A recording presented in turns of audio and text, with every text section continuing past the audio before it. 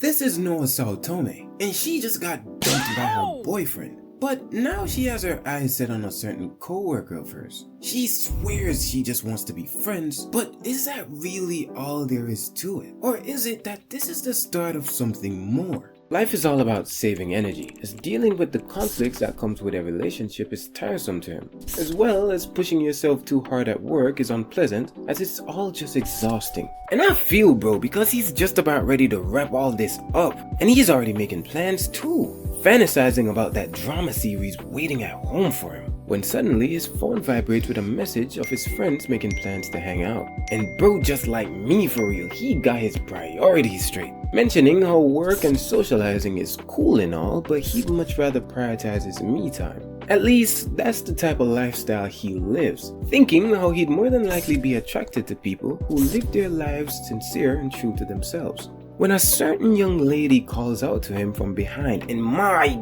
god is she fine! She asked about the data that was sent to Company B, with Otsuka following up that since the project was due next week, he actually hadn't started it yet. Apparently, she had plans to check something within the data, and thought she'd just submit it when she was done, and volunteers to take the whole project off his back. He seemingly delays his apology, but she reassures him that he's not in any trouble, but rather to consider it as a personal favor, as that's just who Saotome Noah is. She's only in her 5th year, yet she's already the company's leading art director, not only being talented but extremely fast as well.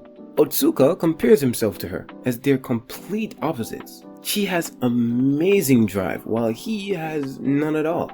Just then, another colleague called from behind, requesting that since someone had left early, if he could help with picking up their slack. And you could just see it on his face, he's sick to his stomach right now. But he glances over by the clock as he reevaluates his options. He could go home and watch that drama, but the story's been getting pretty boring lately. But that new Gerda game's coming out tomorrow, but bro's broke as hell. And so he chooses money, and boy, they really try to keep him there forever, cause there's no one else left but him. When he decided to pack up and head home, he saw Saotome still working and thought to greet her before he left, only to find her with tears streaming down her face. And just look at them, both of them don't even know what's going on. And bro, why are you falling like that? He of course rushes over to help, and I don't even wrong her. I'd be thinking the same thing if somebody saw me cry and fall like that in the span of a second. And that's when she goes into her drawer, getting ready to cut life short. And you already know bro had to step in and try to help her calm down. But how could she possibly do that? Like, the tears and the bear combination is a lethal one. She mentions how he must think she's pretty disgusting, with him assuring her that the thought never even crossed his mind. He continued by asking if something had happened, and she hesitates to open up at first, as she fears he might be put off by her. But bro's already seen enough, he couldn't possibly be put off more than he already is. And finding the confidence to confide in him, she's going all the way. Up until yesterday, her boo thang was telling her how much he loves her, but bro ended up dumping her while she was at work. Plus, he added that icing to the cake by letting her know he already moved on, all while she was working hard on learning how to cook for him. And all bro had to say was, "Is that so?"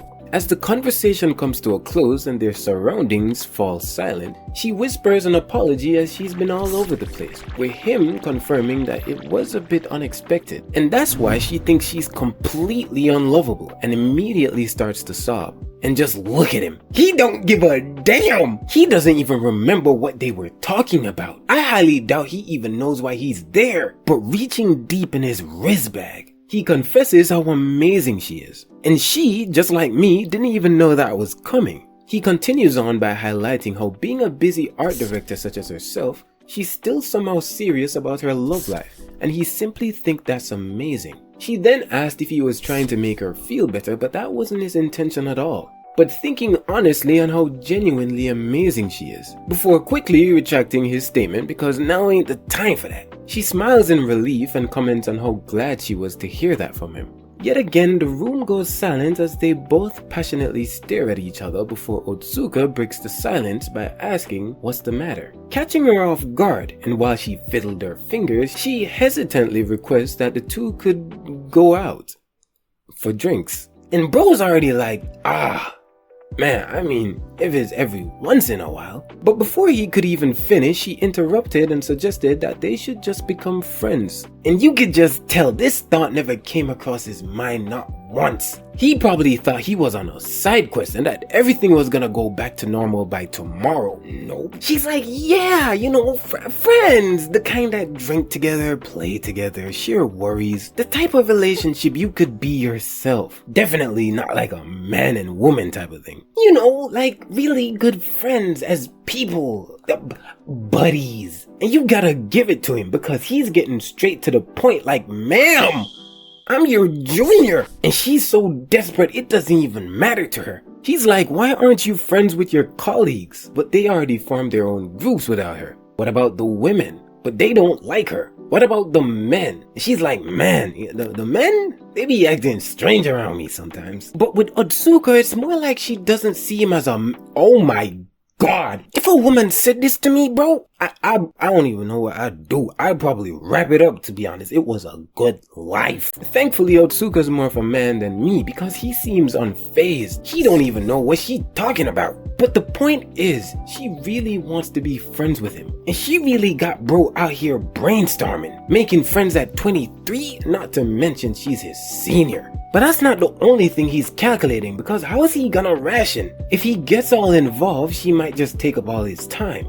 But she puts her all into everything and she's definitely a good person. Unfortunately for her, he's been taking his sweet time. Like he hasn't said a word, to the point she just decided to retract her statement altogether, mentioning how creepy she must have came off. But without further hesitation, he accepted her request. And just like that, their friendship began. Or so it seemed. Because the following week, everything appeared to return to normal. Otsuka assumed that Saotome must have been really drunk and had forgotten everything. However, not long after, Saotome handed him a few documents related to the reference material for a character they were working on. As he reviewed them, he noticed a handwritten note that read, "Thanks for last week. Let's get along on Rhine. But of course, just as friends." Hey, Otsuka, aren't you interested in getting a girlfriend? And even I could have answered that question because bro shut that whole thought down instantly. Apparently, he's the only one from his friend group who doesn't have one. But bro just can't be bothered. It's too tiring. He hates having a lot on his plate, prefers his alone time, and honestly, has no clue what women are even into. Back in the office, Saotome briefs her team. Otsuka observed how hard she seemed to be working. Meanwhile, someone else in the office noticed a badge she was wearing. One from Sawtooth Man. And you could just tell she'd been waiting on this moment her entire life. Yapping about how she researched trending animes to understand how they make characters profitable. Not because she actually likes them. I really wanna marry Haruko. Oh hell nah, you fake for that. After work, she gets into how much she loves Haru from Sawtooth Man. Thinking how she'd ever only be able to date 2D men after what her homeboy did to her last chapter. But surprisingly enough, Otsuka actually contributes to the conversation, as he really appreciates Sawtooth Man's battle scenes, with Saotome chiming in that she totally gets what he means, remarking how she's really happy Otsuka watches it. But bro had to one-up her like, nah, I read the manga. Met with excitement, she adds that maybe she should try reading the manga as well, before recommending that they go somewhere new together. Upon arriving to the Akiyame cafe, the two decided to get a reading room together, with Saotome immediately falling to the floor, wishing that their office had a nap area, while Otsuka lays a handful of books down and begins flipping through, when suddenly Saotome pops up from behind and starts whispering in my boy's ear, getting all that warm moist air on his neck. Of course he's gonna be startled, but almost as if it never happened, the two went on straight to appreciate the art style of the manga, and how Otsuka seems to really enjoy reading more emotional content, which I guess explains the drama from chapter 1. As for Saotome, she's really into intense plots as well as shoujo mangas, stories aimed at teen girls. She and Otsuka then share a moment of connection, with Saotome feeling a sense of familiarity between them. She mentions how dropping by a manga cafe after work sure does make someone feel young again, deeply expressing how it makes her really happy. With that, they dive right into their visit. Saotome decides she'll make the most of her time there by reading plenty of mangas, and the two settle in their reading sessions as time steadily flows by. When creeping slowly behind him, Saotome grabs Otsuka by the shoulders, surprising him yet again, revealing that the love of her life, Haru, dies a few chapters within the manga. And bro casually was just like, oh, that part? Interesting, isn't it? And she just crashes out because why wouldn't he have sympathy for a fictional character dying? Plus Haru was working so hard for everyone, and she questions her own sanity by wondering if it were okay for a woman pushing 30 to be so emotionally invested in these kind of things, and without even realizing it, bro started reaching in his bag of riz again. He mentions that it's perfectly fine to enjoy things however you like, especially if it's between two friends. His words gently tug at her heart and she beams with happiness as she leans in closer, requesting that he hears her out. And with a hopeful smile, she asks if it was okay to call him by his first name, Rihito.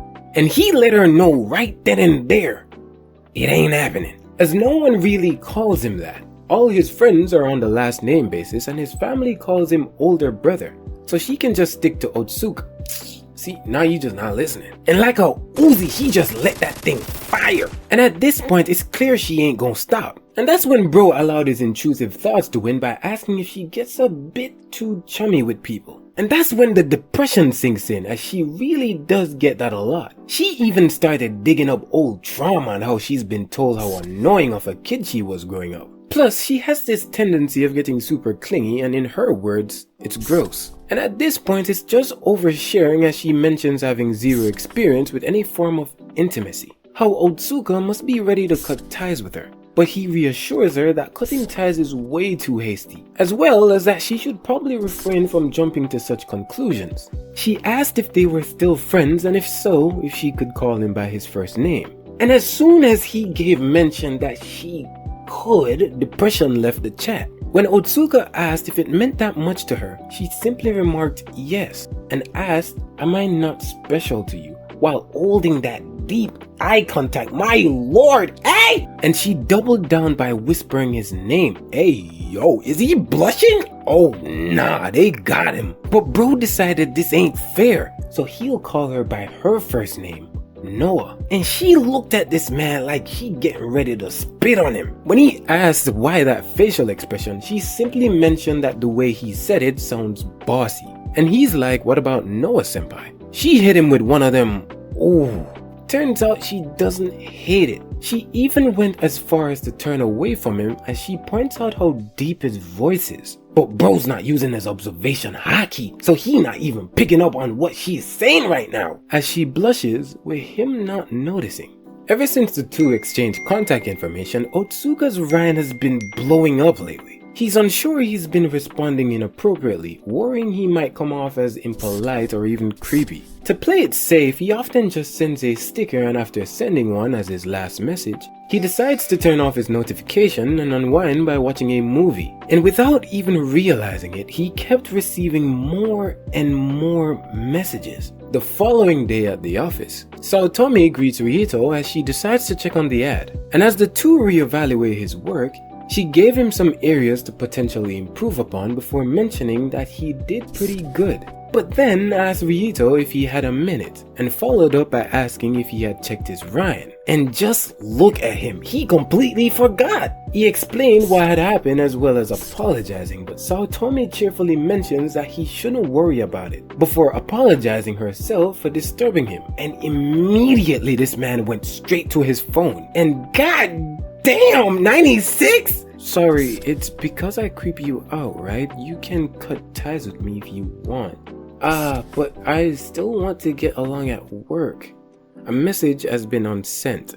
I can't say sorry enough. Oh, nah. Otsuka decides to respond right then and there, apologizing again as he's really not good at messaging. And within an instant she responds that it's totally fine. And in a final attempt to make it up to her, he mentions an alternative, as he responds quickly in voice calls, with her requesting that they call later that night. Night falls and Otsuka patiently watches as he anticipates his phone ringing any minute. He knows that he partly suggested it, but wonders what the two would even talk about. And before he knew it, his phone rang, with Saotome on the other side. Getting right into it, she explains how she moved recently, and because of that, she hasn't been able to hang out as much because of it. Plus, she's usually really focused at work. She apologizes again for being so clingy as she gets really lonely at home. And without hesitating, bro had to know if he was really her only friend. And well,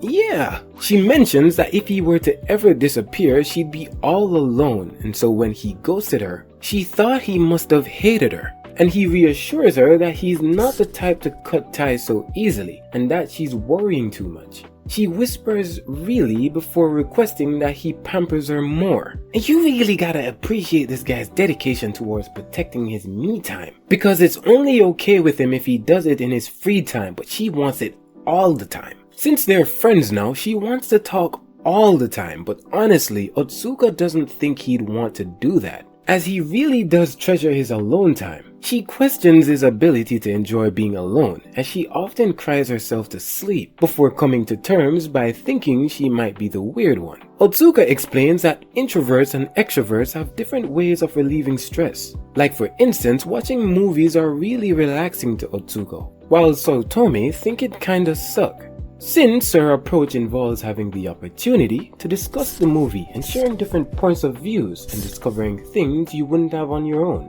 Shockingly enough, Otsuka agrees, with Saotome wasting no time by asking if he'd like to watch a movie together with her and that she'd like it to be romance. Apparently, Otsuka had recommended one of his dramas to her, and she really seemed to have liked it, with him gaining even further courage to take her advice on watching a movie together. And upon hearing it, it made her really happy, as she confesses that after she had broken up with her boyfriend, she thought she'd die of loneliness. But then they became friends because of that event. But now she doesn't feel lonely at all. And bro just looks like he's going along for the ride, as she requests that he no longer ghost her on Rhine. But he ain't even responding, and right to her booze she goes, but mistakenly clicks on requesting a video call. And I guess we just out here flashing people, like what chapter are we at? Ain't this just chapter?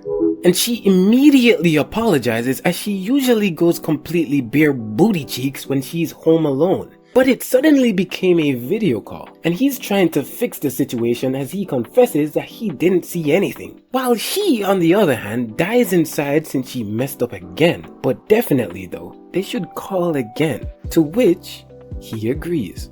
Yo, it's your boy Noodles, and if you'd like more peak fiction, definitely check out part 3 of He Cut Ties with his childhood best friend that bullied him, with timestamps below.